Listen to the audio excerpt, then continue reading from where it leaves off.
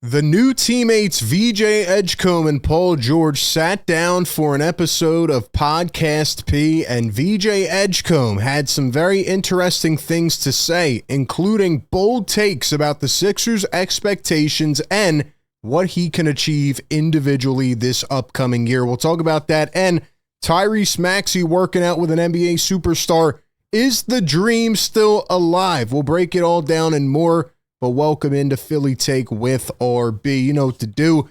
Hit that notification bell so you don't miss any videos or live streams. And leave a like at the end if you enjoy the content. We will warm it up today with a new report outside of the basketball arena and the basketball floor. A former Sixer, the guy that got the key to the city a couple years ago. Then he was traded by the Sixers. I had advocated multiple times for him as a potential power forward option. Most recently, I've seen him on TV doing First Take, but Marcus Morris allegedly stole more than $250,000 from Las Vegas casinos. Apparently, he got $115,000 in bad checks and he never paid it back. Then he did it again in June 2024, netting $150,000 through checks that he knew would not cash. Now, again, I'm not going to sit here and make any claims because I don't know.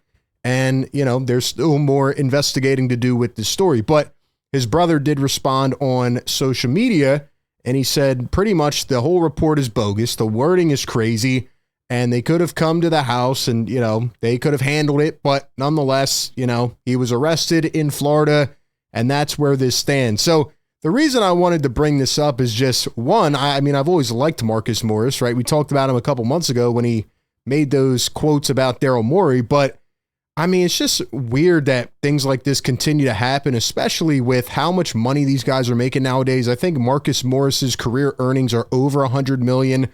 And I just feel like the leagues as a whole are just not doing good with financial assistance and advisory and, you know, just agencies or whatever it is. Like, these guys, I guess, need more education on like how to invest their money. Like I said, he's been on TV. They've had him on, you know, all these different appearances. And he has, you know, some podcast experience as well. And he's doing some social media stuff. So I just think it's a weird situation. And hopefully things get figured out, especially with, you know, how much he's tried to do for the city of Philadelphia. And I guess another potential power forward option off the table, even though I don't think he's really playing that much anyway. All right, man, let's talk about the Sixers rookie VJ Edgecombe, who sat down on Podcast P, and I wrote down my favorite quotes from this pod. I will say my one overall takeaway, and maybe this is just me, but it kind of struck me as a little bit funny. Like, yes, VJ Edgecombe was great. He gave some great quotes, and he talked about his experiences and how excited he is.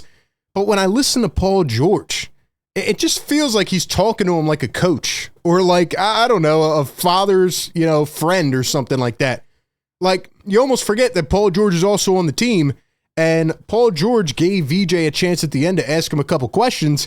VJ should have asked him, yo, like, are you playing or not? So just to be honest, like I said, I was kind of just chuckling at some points in this interview, but overall, a lot of good stuff here from VJ Edgecombe, and VJ going right at Paul George. I love this guy's fearlessness. Hopefully he has the same mentality on the floor, but he was talking about that Dame Lillard shot that clinched a playoff series over Paul George. But I love what VJ said. He said, quote, "That's a good shot, but it's over my teammate, so it's a bad shot." So obviously, VJ talked a lot about Dame and how he, you know, he's always been fascinated with his game and that's like his idol, but he's there to back up his teammates. You know, that was over you. You know, he put you to bed. So I don't like it anymore. You know, I got to side with you. So shout out to VJ on that. Just shows his, you know, teammate mindset. But here is the really good stuff. VJ was asked about Jimmy Butler, the comparisons, and this is what he had to say about who he models his game after. Quote, "I play like Jimmy. I look like Jimmy," which we've said multiple times. "My game is modeled after Oladipo when he was with the Pacers, D Wade. Currently in the league, I watch a lot of Anthony Edwards." And even at the end, he talked about, you know, a couple different players that he even just watches and models his game after, Drew Holiday and a couple others. And it's interesting, you know, like I feel like VJ and this younger generation really are on social media a lot. Like he talked about his TikTok and, you know, he sees a lot. He sees everything, all the pre-draft reports, everything we discussed. He said, like, I saw that stuff and I felt a certain type of way about certain reports that were put out and things like that. But, he's only 19 years old. He has to really focus on his game, and now he's in the big leagues. And a lot of this interview, I did like how Paul George gave him some advice and instruction on how to go throughout that early part of your career.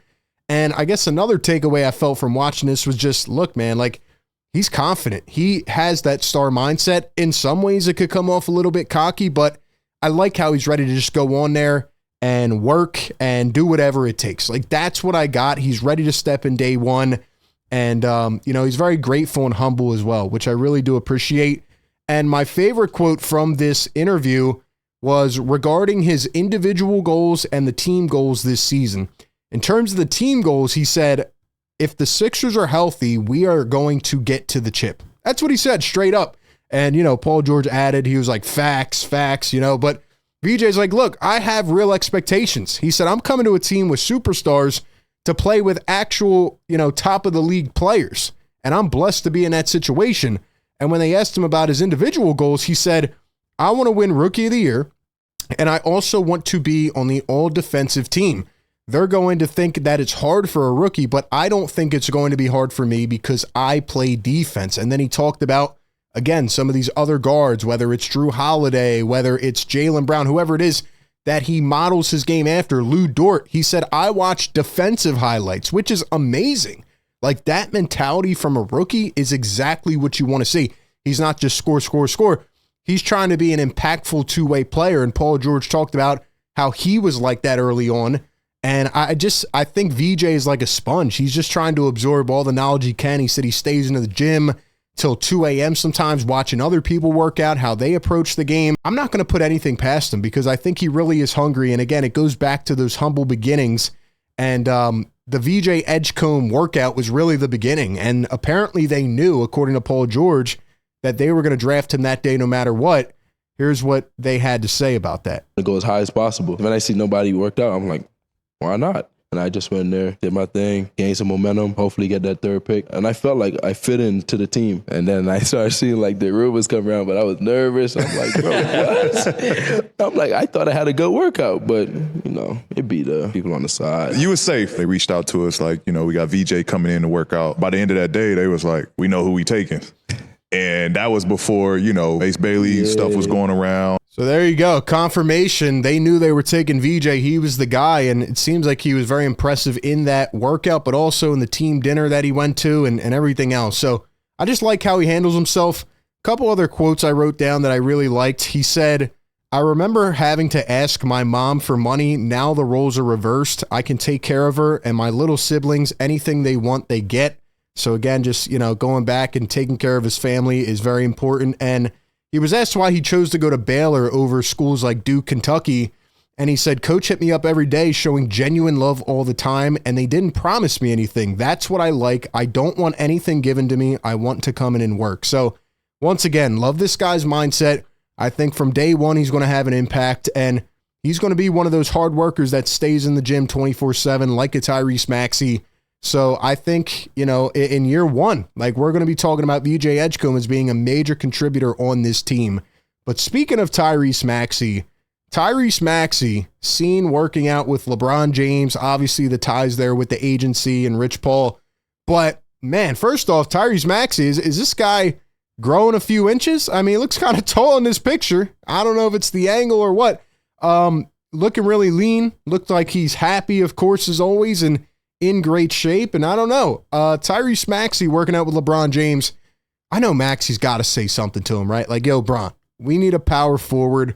Could you imagine, right? Obviously, LeBron opted into his $52 million player option. So financially, it's probably not possible unless you got rid of Paul George. But could you imagine one final ride, Maxey, Bron, and Joel Embiid? I mean, obviously, again, it's like a dream at this point. And, LeBron's 40. And I don't think he wants to leave his son anyway, so it'd probably be a package deal. But could you imagine Maxey, Bron, and Joel Embiid if Joel got back on the floor healthy and Bron, just being like that mentor in a way to both of them and just helping the Sixers get to the dance? I think a lot of Philly people wouldn't like it at this point, given LeBron's age, his durability. You'd have to give up a ton to get him, and you're going to have to pay him all that money. I know Daryl Morey would like it. I think Morey would pull the trigger on that trade in a heartbeat. But you look at the Lakers, you look at what they did getting Luka Doncic, and he's having a great offseason workout-wise. So I don't think LeBron's on the move, but it is interesting that he opts into that deal, and there's been a lot of speculation about a potential trade, but financially, based on what we're seeing across the league, I don't even know if it's possible anymore, to acquire stars like that, unless it's just like a pitch-perfect setup with the trade. But Tyrese Maxey tweeted this out a few days ago. He says, keep your head low and just grind 1%. So, yeah, man, 1% better every day.